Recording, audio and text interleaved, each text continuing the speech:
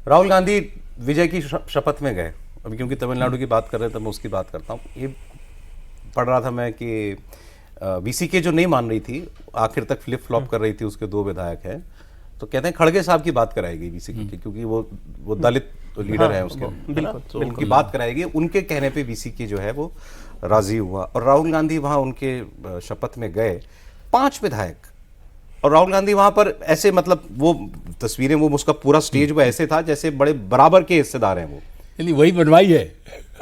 देखिए पार्टी का और तो कोई अध्यक्ष था नहीं विजय के अलावा। हाँ, प्रमुख तो वो तो लगता है मेरी एक आदमी के 207 विधायक जीत के आए हैं जो चीफ मिनिस्टर बन रहा है, आप 5 लेकर के वहां पर आप क्रेडिट लेने की कोशिश कर रहे हैं तमिलनाडु जैसे स्टेट में।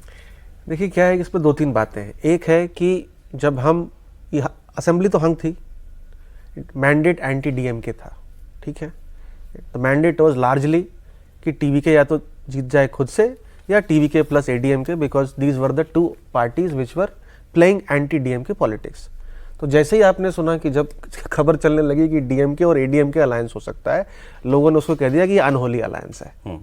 टीवीके ने वीसीके को खत्म किया इस इलेक्शन में। VCK, yes, VCK is a Dalit based party. VCK का सारा वोट टीवीके इस बार खा चुका है। टीवीके ने डीएमडी तो खैर अलायंस में नहीं है क्योंकि वो शायद 1 या 2 ही सीटें जीती हैं। टीवीके तो इन दलों के खिलाफ ही लड़ रहा था ना भाई। ये दल तो डीएमके अलायंस का हिस्सा थे, तो एंटी डीएमके वोट जो अगर टीवीके को मिला है तो ये तो ऑलरेडी एक अननेचुरल अनहोली अलायंस है, अपॉर्चुनिस्टिक अलायंस है, ठीक है, पॉलिटिकल कंपल्शन है, अलायंस किया गया, इसमें कोई 2 बात नहीं है। अब जब राहुल गांधी वहां पहुंच गए तो राहुल गांधी को ये लगता है कि भाई देखिए स्टालिन उनकी बात सुन नहीं रहे थे, सीटें बढ़ाई नहीं, गवर्नमेंट में हिस्सेदारी देने के लिए साफ मना कर दिया। ममता बनर्जी, जहां तक मुझे ध्यान है, 2 सीट ऑफर कर रही थी कांग्रेस पार्टी को, 2 सीट्स इन विधानसभा इलेक्शन लड़ने के लिए।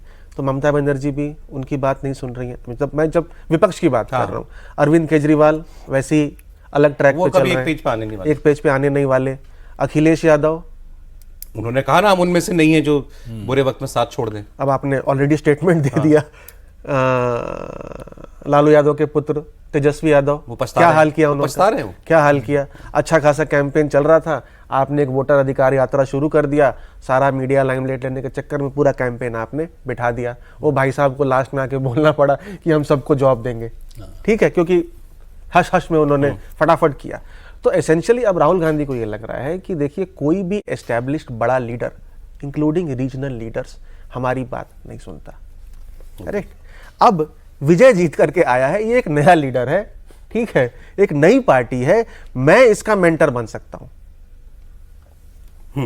उनको ऐसी उम्मीद है, मुझे ऐसा लगता है कि मैं विजय का मेंटर बन सकता हूं। यस, मैं विजय का मेंटर बन सकता हूं।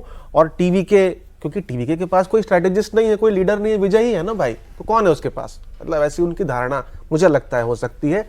और ये और नया लीडर है तो हो सकता है मेरी बात सुनेगा। तो एटलीस्ट एक पूरे भारत में विपक्ष में एक राज्य में सरकार है, हमारी बात सुनने वाला कोई तो लीडर होना चाहिए। कांग्रेस में लोग हमारी बात नहीं सुन रहे हैं भाई साहब। बगल में केरल में आप जीत करके आए हो, वहां कौन सीएम बनेगा, वो आप नहीं बना पाए। खड़गे जी अध्यक्ष हैं और खड़गे जी कह रहे हैं कि अब फैसला लेंगी सोनिया गांधी जी। सोनिया गांधी जी का ऑफिशियल पोजीशन क्या है पार्टी में, क्यों लेंगी वो फैसला, है ना।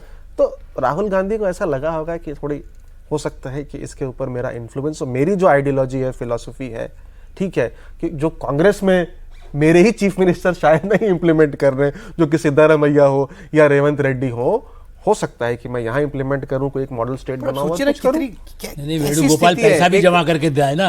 वेणुगोपाल तमिलनाडु में कोई भी यदि हिस्सा मिलेगा तो देखिए इसको थोड़ा कड़वा सच भी तो बोलना चाहिए। डीएमके को पैसा कमाने के लिए राजा हो, कलीमोजी हो, उसके लिए कांग्रेस करती थी।